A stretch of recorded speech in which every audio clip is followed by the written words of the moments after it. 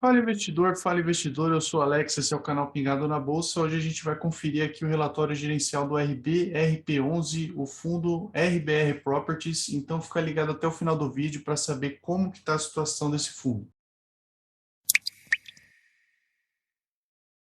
E bom, antes de mais nada, eu vou pedir para você se inscrever no canal caso não seja inscrito ainda e também curtir o vídeo aqui para ajudar na divulgação do nosso trabalho. Ajuda bastante aí na divulgação do nosso trabalho.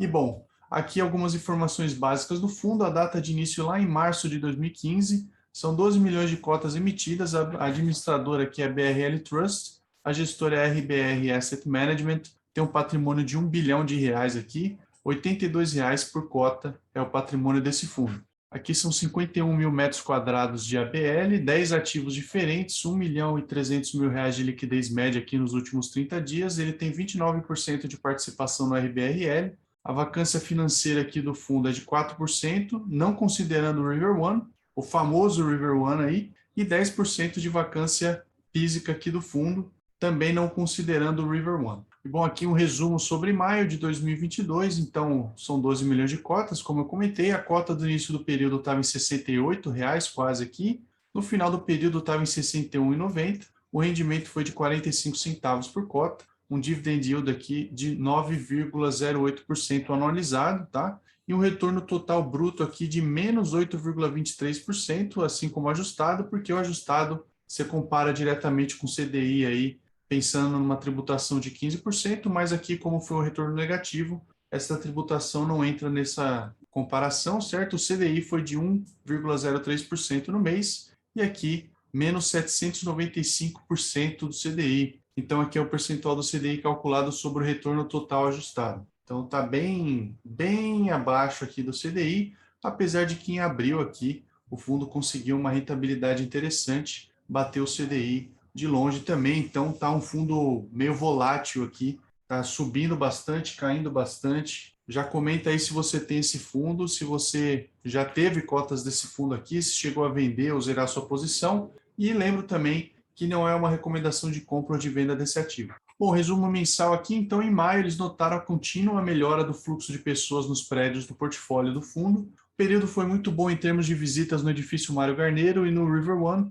e eles acreditam que o movimento deve continuar aí em junho, e nos últimos meses eles falaram sobre um efeito transbordo aqui e senso de urgência de como o edifício Mário Garneiro era um bom termômetro desse efeito. Eles tiveram muitas visitas no ativo e sentiram aí claramente o senso de urgência nos interessados. Então foram 2 inquilinos interessados no mesmo imóvel, uma proposta enviada na mesma semana da visita, e quando o inquilino foi informado, né, o possível inquilino foi informado que o ativo visitado está em negociação, o proponente aqui fez uma proposta para outro ativo disponível. Então, com isso, eles enxergam a possibilidade de aumentar o preço pedido em ativos, como já ocorria no edifício Amauri, mesmo com a vacância deles, tá? E aqui, conforme o preço do aluguel sobe, as áreas ficam escassas na região da Faria Lima, como eles já enfatizaram aqui em outros relatórios, não só na Faria Lima, mas no Itaim também, os inquilinos começam a procurar áreas nas regiões adjacentes, e isso certamente beneficiará a região do edifício River One nos próximos meses, em especial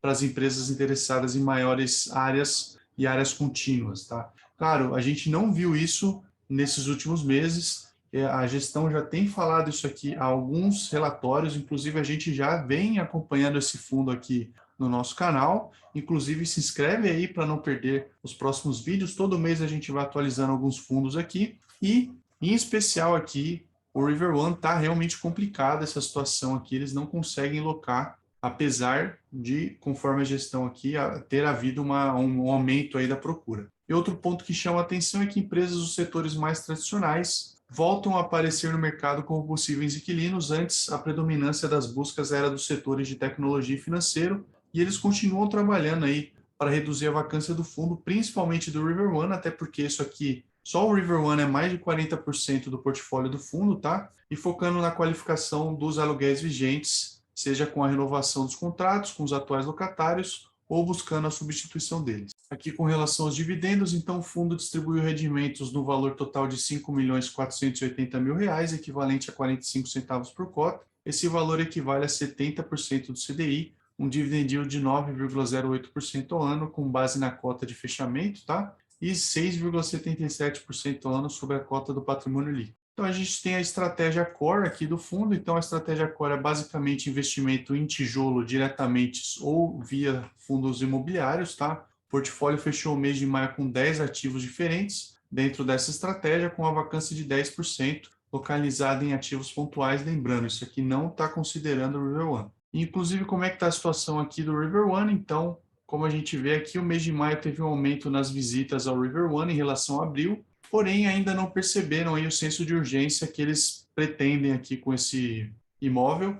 E além disso, a absorção em regiões próximas continua aumentando, deixando o River como uma das poucas opções com grandes áreas disponíveis para locação. E também, como eles falaram já no último relatório, o valor do condomínio é muito atrativo, aqui uns R$ 13,50 por metro quadrado, no cenário de 100% de ocupação do prédio. Isso deve beneficiar o prédio em futuras negociações aí para locações, porque as empresas que prospectam a área para locação analisam aí um pacote, considerando aluguel, condomínio e IPTU. Aqui com relação ao edifício Mário Garneiro, na Torre Sul, aqui o edifício Mário Garneiro vem tendo boa procura e eles acreditam no fechamento de algumas locações nos próximos meses. O edifício Delta Plaza, aqui o retrofit no edifício Delta Plaza teve início lá em dezembro de 21 e pretende aí valorizar o ativo e torná-lo mais bonito e moderno. A evolução da obra fica mais evidente, conforme ilustrada nas fotos que a gente já vai ver, e ajuda a aumentar a demanda por locação do ativo. E a obra está quase finalizada, restando apenas alguns poucos detalhes aí. Então, como eles experimentaram no edifício Amauri e Mário Garneiro, eles acreditam que o fim das obras vai acelerar a procura pelo ativo. Então, a gente vê algumas imagens aqui do edifício Delta Plaza. E aqui, por último, o edifício Castelo Branco. O time de gestão está trabalhando na locação do andar junto a grandes consultorias do Rio de Janeiro e eles seguem ainda em conversas com potenciais inquilinos, em especial do setor de coworking. Aqui, com relação ao portfólio logístico, esse é um fundo que investe indiretamente aí em imóveis do segmento logístico, porque ele tem essa exposição aqui via RBRlog ou RBRL11. Eles acreditam que essa estrutura é melhor para investimentos em segmentos específicos, porque possibilita uma liquidez parcial e pontual. Eles não precisam se desfazer dos imóveis ou ficar prospectando imóveis novos, eles simplesmente compram cotas desse fundo ou vendem cotas desse fundo RBRL, e o fundo distribuiu aqui 65 centavos por cota, um dividend yield aqui de 9,46%, cota base fechamento de maio. Eles estão confortáveis com a exposição atual e otimistas quanto ao desempenho dos ativos e aumento dos aluguéis nos próximos anos. E lembrando aqui que eles não cobram, tá? Essa posição aqui que eles têm no RBRL, o RBRP vai conceder de forma discricionária aí um desconto proporcional à posição que eles têm no RBRL na taxa de gestão do RBRP em relação ao capital alocado no RBRL, tá? Então, dessa forma, eles não cobram duas vezes essa taxa, tá? Bom, e aqui a gente tem a estratégia tática, então via fundos imobiliários listados, buscando arbitragem. Então, com maior alocação em tijolo direto, eles têm uma posição menor no book tático, mas sempre com olhar atento a oportunidades. E eles realizaram uma alocação pontual em CRIs, em complemento aos fundos imobiliários, para otimizar a gestão do caixa e melhorar marginalmente aí os dividendos. Aqui a estratégia de desenvolvimento não teve muita mudança aqui com relação ao relatório do mês passado, então eu não vou me estender muito aqui, mas eles têm o desenvolvimento de um projeto de um corporate boutique aqui, como a gente pode ver essas imagens, tá? Fica perto ali da região da Faria Lima, e a ideia aqui é ter mais ou menos aí um aluguel de R$200 por metro quadrado, tá? Uma taxa interna de retorno aí superior a 15%. Então, essa é a ideia aqui da estratégia de desenvolvimento. Foi a distribuição dos resultados aqui. Então, em maio de 2022, a gente teve lá 4,5 milhões de reais de receita de locação. A gente pode ver que foi um decréscimo aqui com relação a março, tá? Então, a receita da venda de imóveis aqui, R$141 mil. O rendimento aqui do RBRL, 11. Teve um certo aumento aqui com relação aos meses anteriores. Rendimento de fundos imobiliários também aumentou um pouco. A liquidez, os CRIs aqui, e outras receitas, gerando um total de receitas aqui de R$6,5 milhões, considerando as despesas aqui de taxa de administração, vacância e outras despesas, R$5,6 milhões, de reservas aqui 162 mil, teve um rendimento distribuído de R$5,480 mil do RBRP no mês de maio. Aqui a composição do rendimento, então a estratégia Core, que investe diretamente em tijolo, saiu lá de 39 centavos em junho de 21 para 49 centavos agora em maio de 22. A distribuição realmente deu uma aumentada aqui, lembrando, ainda tem uma renda mínima garantida do River One, de quando eles compraram o prédio, tá? Então, isso aqui pode diminuir caso eles não consigam alugar esse prédio até outubro desse ano. Tem uma estratégia liquidez aqui, um pouquinho de estratégia liquidez, as despesas aqui, mas, como a gente vê, a estratégia Core é o que está segurando esse fundo aqui, é o que segura a rajada desse fundo aqui, certo? Como é composto o patrimônio líquido, então, ao final de maio de 22, a composição era de 733 milhões de reais em ativos imobiliários, 165 milhões no fundo RBR Log, 17 milhões no desenvolvimento, 45 aqui em fundos imobiliários, 36 na renda fixa, 2,6 milhões aqui de provisões, um PL aqui em maio de 22 de 1 bilhão de reais. E aqui é a questão da alocação de estratégias. Então, na estratégia Core, como a gente pode ver, 41% aqui no River One, e a gente tem essas outras posições aqui, os outros prédios do fundo. Então, são 10 prédios diferentes aqui dentro da estratégia Core. A estratégia tática, a gente tem o XPML aqui com 1%, mas tem outros fundos imobiliários aqui abaixo de 1%. Estratégia liquidez aqui, 3,6% em caixa, né? Liquidez, KNCR com 1,2% e outros fundos imobiliários aqui com 0,4% e o desenvolvimento 1,7%. Aqui os outros fundos imobiliários investidos pelo RBRP, então 100% aqui no mercado secundário ou oferta 400, e a alocação por setor aqui, 35% de recebíveis, 25% em shoppings, 11,4% aqui fundos de fundos e 27,8% no corporativo. E aqui os investimentos core via tijolo, então aqui a receita por estado, Rio de Janeiro representa 7% da receita e São Paulo 93%, enquanto que a tipologia aqui 97% escritório, outros 3%. Lembrando que isso aqui é estratégia tijolo, tá? Via tijolo, estratégia core. E aqui o tipo de contrato 45% típicos, 55% atípicos. O índice de reajuste, a maior parte aqui, IPCA 57% e GPM 43%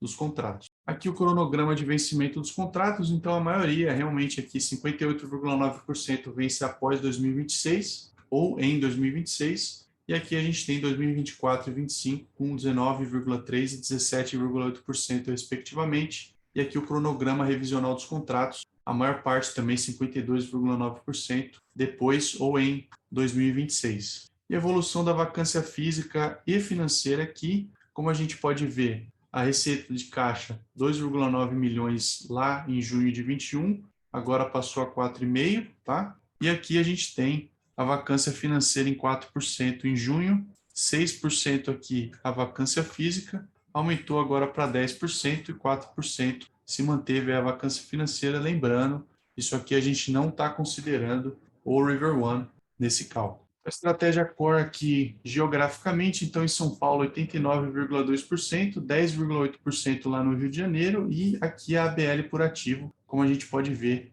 a ABL, 46% da ABL do fundo está focada no River One e a gente tem os outros prédios aqui, o Celebration, SLB Somos, Venezuela e o Delta Plaza são as outras 4 maiores posições aqui do fundo. E aqui com relação à área bruta locável por setor do fundo, tá? Então educação 39%, saúde 36%, e aí os demais aqui a gente divide entre administração e serviços públicos, financeiro, energia elétrica, profissionais liberais, seguros, alimentos, bebidas e fumo e consultoria. E como é que está a liquidez do fundo? Então foram 458 mil cotas negociadas no mês de maio, são 90.862 cotistas, teve um leve aumento aqui com relação a abril, a gente tinha visto já uma diminuição de fevereiro para março e de março para abril, só que agora teve um certo aumento. A cotação de fechamento aqui ficou em 61,90, volume total de 27 milhões de reais, volume médio diário aqui de 1.254.000 reais de negociação desse fundo.